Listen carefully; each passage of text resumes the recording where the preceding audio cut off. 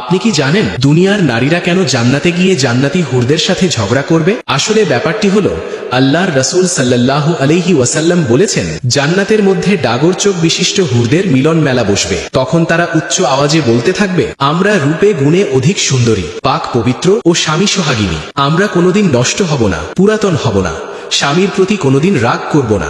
জান্নাতি হুরেরা যখন এমন বড়াই করবে, তখন দুনিয়ার মুমিন নেককার স্ত্রীগণ বলবে, আমরা নামাজে ছিলাম, আমরা রোজাদার ছিলাম, আমরা অজু ও সাদকাকারিনী ছিলাম, কিন্তু তোমরা তা করনি। দুনিয়ার নেককার স্ত্রীরা এই কথা বলার পর জান্নাতি হুরেরা চুপ হয়ে যাবে।